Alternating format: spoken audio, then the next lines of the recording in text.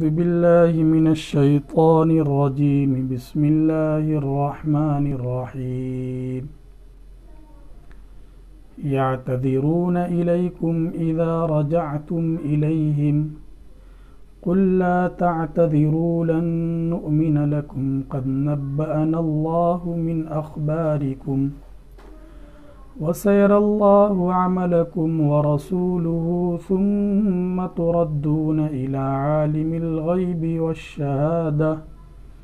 فينبئكم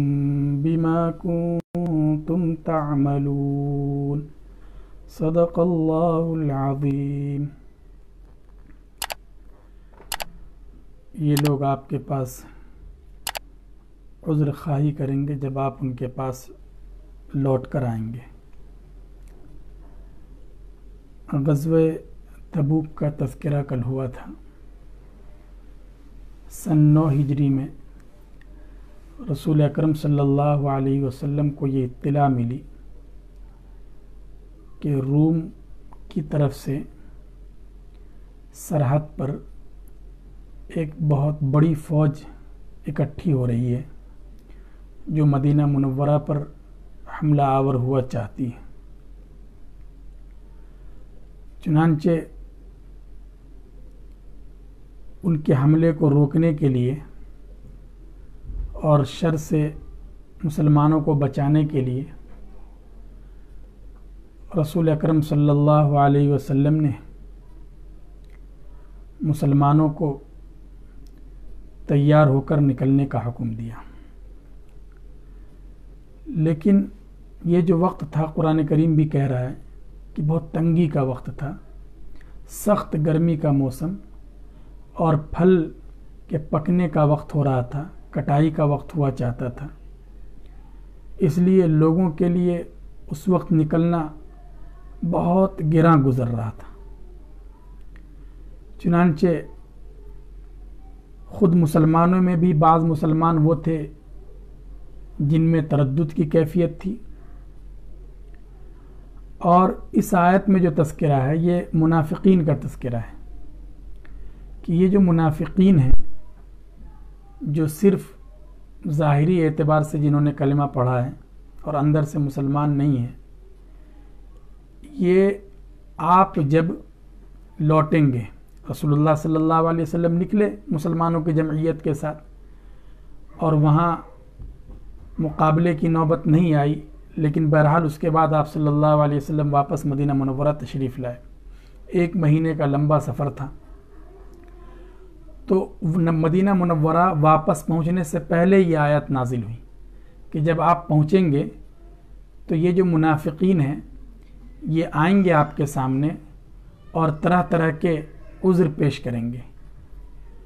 کہ یہ مسئلہ ہو گیا تھا، اس وجہ سے ہم نہیں جا سکے۔ تو اس کے بارے میں آگے یہ ہدایت دی گئی کہ آپ ان سے صاف کہہ دیجئے لا تعتذروا، کہ تمہیں کوئی بہانہ اور عذر سامنے لانے کی ضرورت نہیں ہے، تم یہ سب رہنے دو۔ لن نؤمن لکم، ہم تو تمہاری بات پر بالکل یقین نہیں کریں گے، اس لیے کہ اللہ تبارک و تعالی نے ساری صورتحال ہمیں بتا دی ہے۔ ایک بات تو یہ، دوسری بات یہ ہے کہ قرآن کریم یہ کہہ رہا ہے کہ یہ آپ سے خوب قسمیں کھائیں گے، جھوٹی قسمیں کھائیں گے کہ ہمارے ساتھ یہ مسئلہ تھا، وہ مسئلہ تھا، گھر میں فلاں کی طبیعت خراب تھی، فلاں جگہ ہم جو کسی کام کی وجہ سے نہیں جا سکے، اس طرح کی صورتحال جو پیش آئے گی، اور ان کا مقصد صرف یہ ہے کہ آپ ان سے کوئی تعرض نہ کریں، آپ ان کو ان کے حال پر چھوڑ دیں، تو ٹھیک ہے، ان کی اس منشا کو پورا کر دیجئے، آپ انہیں چھوڑ دیجئے۔ تیسری بات یہ ہے کہ وہ قسم اس لیے بھی کھائیں گے تاکہ آپ راضی ہو جائیں، آپ خوش ہو جائیں، تو یہ آپ مت کیجئے، اس لیے کہ جب یہ اتنا بڑا جرم کر رہے ہیں اور پھر اس پر آپ کیسے راضی ہو جائیں گے، اور اگر آپ راضی بھی ہو گئے تو اللہ تو راضی ایسے لوگوں سے ہوگا نہیں، یہ ان کے بارے میں بتا دیا گیا۔ چنانچہ رسول اکرم صلی اللہ علیہ وسلم نے ان کے ظاہر کو قبول کر لیا اور ان کے باطن کو اللہ کے سپرد کر دیا۔ جس نے جو بہانہ کیا، جو عذر پیش کیا، آپ نے سن لیا، بات ختم ہو گئی۔ اس کے بعد پھر اگلی آیات میں کچھ ان منافقین کا تذکرہ ہے جو آس پاس کے دیہاتوں میں تھے، اور ان میں دو طرح کے لوگ تھے، کفر اور نفاق میں بڑھے ہوئے تھے، اور ان کو اللہ کے حدود کا اور مسائل کا علم نہیں تھا۔ ظاہر ہے کہ جو لوگ دیہات میں ہوتے ہیں چونکہ شہر والوں سے اور اہل علم سے دور ہوتے ہیں، اس لیے ان میں سختی بھی زیادہ ہوتی ہے۔ اور ان کی ایک صفت یہ بھی ذکر کی ہے کہ دیہات میں رہنے والے بعض لوگ ایسے بھی ہیں کہ اللہ کے راستے میں اگر کچھ خرچ کرتے ہیں تو اس کو تاوان اور بوجھ سمجھتے ہیں۔ ہوتا ہی ہے کہ جن کا آخرت پر یقین نہ ہو اور اللہ کے وعدوں پر یقین نہ ہو، ان کے لیے کچھ خرچ کرنا یہ بہت بھاری پڑتا ہے۔ لیکن آگے اللہ تبارک و تعالیٰ نے فرمایا کہ ان دیہات میں رہنے والوں میں ہی کچھ وہ لوگ بھی ہیں جو دل سے مسلمان ہیں، سچے مسلمان ہیں، وہ اللہ پر اور یوم آخرت پر ایمان رکھتے ہیں، اور جو کچھ وہ خرچ کرتے ہیں اس پر وہ ثواب کی امید رکھتے ہیں، اور یہ امید رکھتے ہیں کہ اگر ہم خرچ کریں گے تو رسول اللہ صلی اللہ علیہ وسلم کی ہمیں دعا ملے گی۔ ایسے لوگ اللہ کے پسندیدہ لوگوں میں ہیں اور اللہ انہیں بہتر اجر دے گا۔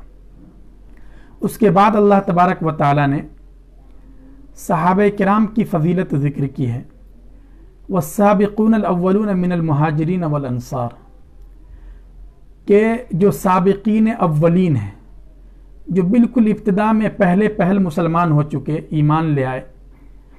خواہ ان کا تعلق مہاجر سے ہو یا یہ کہ انصار صحابہ سے ہو، یعنی جو مکۃ المکرمہ سے ہجرت کر کے مدینہ منورہ آئے،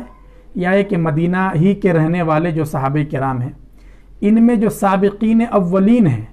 یعنی جنہوں نے ابتدا میں اسلام قبول کیا ہے، ان کی خاص فضیلت ہے۔ اور یہ کون ہیں سابقین اولین؟ بالکل ابتدا میں پہل سبقت کرنے والے اور اسلام قبول کرنے والے۔ تو ان میں ایک رائے تو یہ ہے صلح حدیبیہ سے پہلے، یعنی بیعت رضوان سے پہلے جو بیعت رضوان تک جنہوں نے اسلام قبول کیا وہ سابقین اولین میں ہیں۔ اور بعض حضرات نے کہا کہ غزوہ بدر میں جو شریک رہے وہ سابقین اولین میں ہیں۔ تو بہرحال ان کی خاص فضیلت ہے رضی اللہ عنہم، اللہ ان سے راضی اور وہ اللہ سے راضی۔ اور بعض حضرات کی رائے یہ ہے کہ من المہاجرین میں من یہ بیان کے لیے ہے، یعنی مطلقاً مہاجرین اور انصار جنہوں نے ایمان میں اور اسلام میں سبقت کی ہے۔ ظاہر ہے کہ بعد والوں کے مقابلے میں وہ سب اسلام اور ایمان کی طرف سبقت کرنے والے ہیں، ان سب کے لیے اللہ تبارک و تعالیٰ نے اپنی رضامندی کا پروانہ عطا کر دیا ہے۔ اس لیے ان لوگوں کو بہت زیادہ ڈرنا چاہیے جو صحابہ کرام کے بارے میں گستاخی کے الفاظ اپنی زبان سے نکالتے ہیں۔ دوسری جگہ خود اللہ تبارک و تعالیٰ نے ان کے بارے میں کہہ دیا اولئک لہم مغفرہ واجر عظیم، اللہ تعالیٰ کی طرف سے ان کے لیے مغفرت بھی ہے اور اجر عظیم بھی ہے۔ اس لیے کسی بھی صحابی کے سلسلے میں کبھی بھی ذرہ برابر بھی گستاخی کا ارتکاب نہیں کرنا چاہیے، یہ بہت بری بات ہے۔ اس کے بعد اللہ تبارک و تعالیٰ نے کچھ ان دوسرے مسلمانوں کا تذکرہ کیا ہے جو اس غزوہ تبوک میں پیچھے رہ گئے تھے۔ بتایا گیا تھا کہ صورتحال چونکہ بہت خراب تھی، بہت نازک تھی، چنانچہ کچھ مسلمان پیچھے رہ گئے، ان کا تذکرہ ہے وآخرون اعترفوا بذنوبہم خلطوا عملا صالحا وآخر سیئا، یعنی وہ رسول اللہ صلی اللہ علیہ وسلم کے ساتھ اس جنگ میں شرکت نہیں کر سکے اور نہیں جا سکے۔ یہ جو نہیں گئے تو یہ عام منافقین کی طرح نہیں تھے، یعنی ایسا نہیں کہ ان کے دل میں نفاق تھا یا یہ کہ کفر تھا اس وجہ سے نہیں گئے، یہ سچے مسلمان تھے، لیکن اس وقت حالات کی شدت کی وجہ سے یہ بھی متاثر ہو گئے اور سستی اور کاہلی کی وجہ سے بھی پیچھے رہ گئے۔ ان لوگوں کا تذکرہ ہے۔ اب یہ پیچھے رہ جانے والے سچے اور مخلص مسلمان، ان کی تعداد بعض حضرات نے 10 ذکر کی ہے کہ 10 مسلمان تھے۔ اب ان میں بھی 2 طرح کے تھے۔ 7 مسلمان تو وہ تھے کہ رسول اللہ صلی اللہ علیہ وسلم جیسے ہی تشریف لائے انہیں احساس ہو گیا تھا کہ یہ تو ہم نے جرم کیا ہے، اس لیے انہوں نے اپنے آپ کو مسجد نبوی میں ستون سے اور کھمبے سے جا کر باندھ دیا کہ جب تک اللہ ہماری توبہ قبول نہیں کرتے، رسول اللہ صلی اللہ علیہ وسلم ہمیں معاف نہیں کر دیتے، ہمیں اپنے ہاتھ سے نہیں کھولتے، اس وقت تک ہمیں ان ستونوں سے نہ کھولا جائے۔ آپ صلی اللہ علیہ وسلم نے جب دیکھا تو ان کے حال پر آپ کو بڑا ترس بھی آیا، لیکن آپ حکم الہی کے منتظر رہے۔ اللہ تبارک و تعالیٰ نے ان کے توبہ کی آیت نازل کر دی۔ ایک تو یہ تھے 7، اور 3 وہ حضرات تھے جن کا تذکرہ آگے اگلی آیات میں ہے کہ انہوں نے اپنے آپ کو اس طرح ستون سے نہیں باندھا، بلکہ بعض لوگوں نے انہیں بھی مشورہ دیا کہ جیسے منافقین نے عذر کر لیا، تم بھی ادھر ادھر کے کچھ بہانے بنا دو، بعد میں اللہ تعالیٰ سے معافی مانگ لینا۔ تو یہ آگے پیچھے شش و پنج میں تھے، لیکن بعد میں انہوں نے بھی آ کے صاف صاف اعتراف کیا کہ ہم سے غلطی ہوئی، تو ان کا معاملہ ابھی چھوڑ دیا گیا تھا، ابھی ان کی توبہ قبول نہیں ہوئی تھی۔ تو پہلے یہ جو 7 تھے ان کے بارے میں ہے کہ کچھ دوسرے مسلمان وہ ہیں جنہوں نے اپنے گناہوں کا اعتراف کیا اور انہوں نے مانا کہ ہم سے غلطی ہوئی۔ خلطوا عملا صالحا وآخر سیئا، انہوں نے کچھ اچھے اعمال بھی کیے اور کچھ برے اعمال بھی کیے۔ اچھے اعمال کیے، رسول اللہ صلی اللہ علیہ وسلم کے ساتھ نمازیں پڑھی، روزے رکھے، اس سے پہلے جہاد میں شرکت کی اور بہت ساری نیکیاں کی ہیں۔ اور کچھ غلطیاں بھی ہو گئی کہ جیسے اس وقت کہ جب جہاد کے لیے نکلنے کا حکم ہوا تو فوراً نکل جانا چاہیے، لیکن پیچھے رہ گئے اپنی سستی اور کاہلی کی وجہ سے۔ عسى اللہ ان یتوب علیہم، امید ہے کہ اللہ ان پر رحم کرے گا، ان پر توجہ کرے گا۔ تو یہ تو ان کے اعمال کے سلسلے میں ہے، اور عام طور سے مسلمانوں کے اعمال اسی طرح ہوتے ہیں، کچھ اچھے اعمال بھی ہوتے ہیں، کچھ برے اعمال بھی ہوتے ہیں۔ تو سارے ہی مسلمانوں کے لیے یہ گویا امید کی آیت ہے کہ ایسے لوگوں پر اللہ تبارک و تعالی رحمت کی نگاہ ڈالتے ہیں۔ ان اللہ غفور الرحیم، اللہ بہت معاف کرنے والے اور رحم کرنے والے ہیں۔ تو اللہ تعالیٰ نے ان کو تو معاف کر دیا، ان 7 لوگوں کو۔ اس کے بعد وآخرون مرجون لامر اللہ اما يعذبهم واما يتوب علیہم، اور کچھ وہ ہیں جن کے معاملے کو چھوڑ دیا گیا ہے کہ انہوں نے بعد میں آ کر اعتراف کیا، اور وہ 3 تھے، ان کا تذکرہ آگے آئے گا۔ والذین اتخذوا مسجدا ضرارا وکفرا وتفریقا بین المؤمنین وارصادا لمن حارب اللہ ورسولہ من قبل۔ یہاں تبوک کے موقع پر ہی ایک اور واقعہ پیش آ گیا تھا، اس کا تذکرہ اللہ تبارک و تعالیٰ نے ان آیات میں کیا ہے۔ ایک ابو عامر نام کا ایک شخص تھا، رسول اللہ صلی اللہ علیہ وسلم کے مدینہ منورہ ہجرت کر کے آنے سے پہلے ہی اس نے عیسائیت کو قبول کر لیا تھا، یعنی وہاں کے سب لوگ مشرک تھے، بت پرست تھے، لیکن اس نے بت پرستی کو چھوڑ کر رہبانیت اور عیسائیت کو اختیار کر لیا تھا، اور وہ بھی اپنے آپ کو یہ سمجھتا تھا کہ میں بہت ہی پاک صاف اور اللہ کا بہت مقرب بندہ ہوں۔ جب رسول اللہ صلی اللہ علیہ وسلم مدینہ منورہ تشریف لائے تو یہ بھی آپ کی خدمت میں آیا، اور اس نے کئی اشکالات کیے اسلام پر۔ آپ صلی اللہ علیہ وسلم نے سمجھایا، لیکن یہ بدقسمت شخص اس وقت بھی سمجھ نہیں سکا اور اپنی نصرانیت پر ہی باقی رہا، حالانکہ گھر کے افراد نے بھی سچے دل سے اسلام قبول کیا۔ وہ جو واقعہ ہے حضرت حنظلہ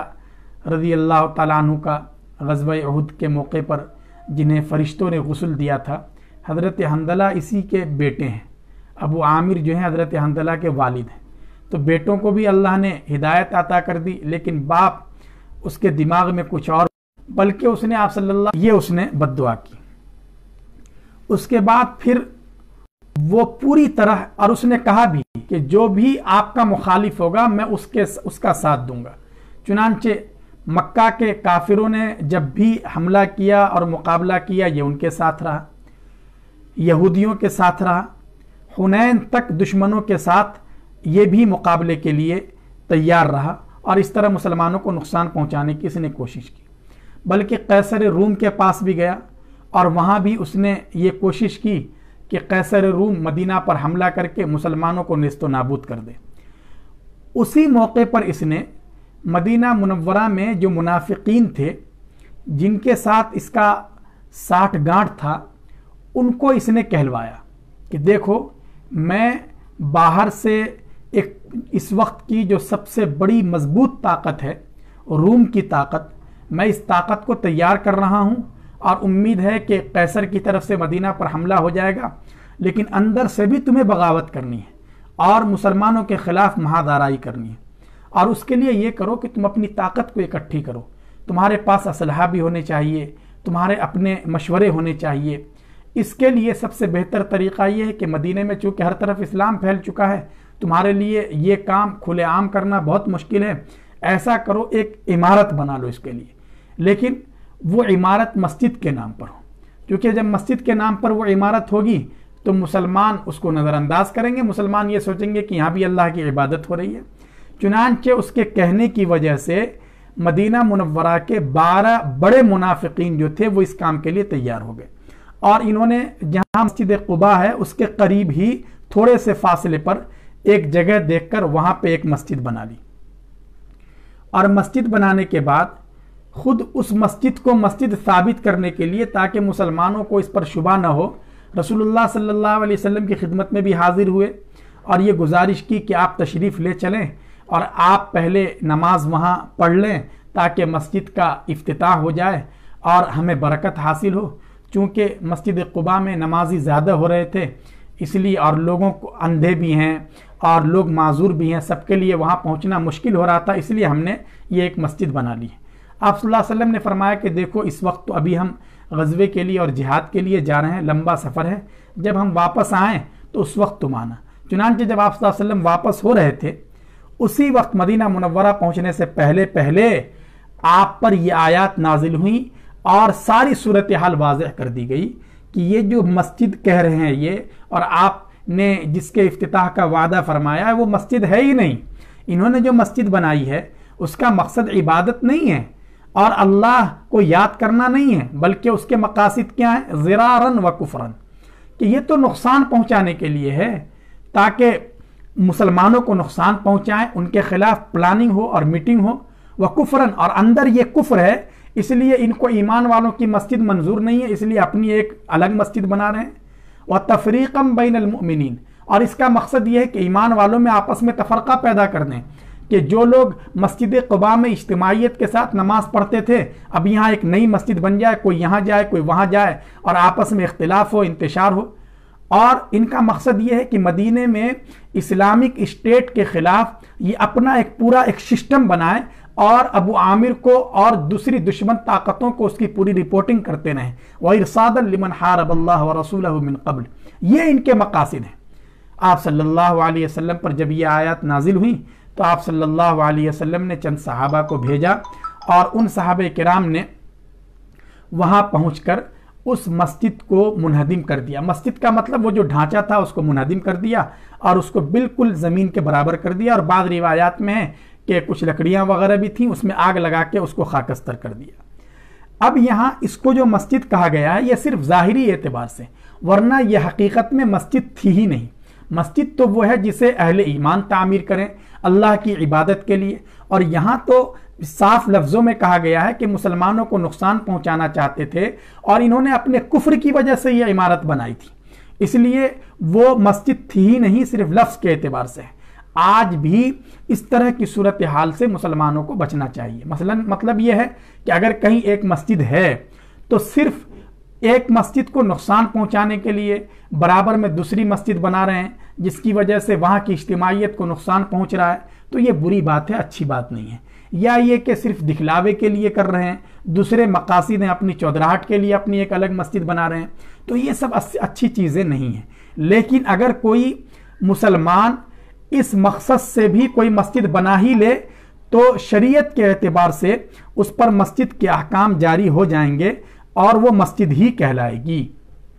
یعنی ایسا نہیں کہ اس کو منہدم کر دیا جائے گا، اس پر مسجد کے احکام جاری ہو جائیں گے، چاہے اس کو ثواب کم ملے گا اس کے اخلاص میں کمی ہونے کی وجہ سے، لیکن وہاں جو نماز ہوگی اور وہاں جو عبادتیں ہیں وہ نمازیں قابل قبول ہیں۔ تو بہرحال اللہ تبارک و تعالیٰ نے ان کا راز فاش کر دیا، وَلَا يَحْلِفُنَّ إِنْ أَرَدْنَا إِلَّا الْحُسْنَى، کہ یہ لوگ قسم کھا کے کہیں گے کہ ہمارا ارادہ بالکل نیک ہے، وَاللَّهُ يَشْهَدُ إِنَّهُمْ لَكَاذِبُونَ، اللہ یہ گواہی دیتا ہے کہ یہ جھوٹ بول رہے ہیں، آپ کو وہاں نماز بالکل نہیں پڑھنی ہے۔ ہاں نماز پڑھنے کے لیے مسجد قباء ہے جو تقوی پر جس کی تعمیر ہوئی ہے، آپ صلی اللہ علیہ وسلم جب پہلی مرتبہ تشریف لے گئے تھے، ایسے ہی مسجد نبوی ہے جسے رسول اللہ صلی اللہ علیہ وسلم نے تعمیر کی ہے، یہ مسجدیں ہیں، آپ وہاں اللہ کی خوب عبادت کیجئے۔ چنانچہ آپ صلی اللہ علیہ وسلم مسجد قباء کا تذکرہ ہے وہاں بھی تشریف لے جایا کرتے تھے، اور روایات میں ہے کہ خصوصیت کے ساتھ سنیچر کو آپ صلی اللہ علیہ وسلم وہاں جاتے اور وہاں جا کر نماز ادا کیا کرتے تھے۔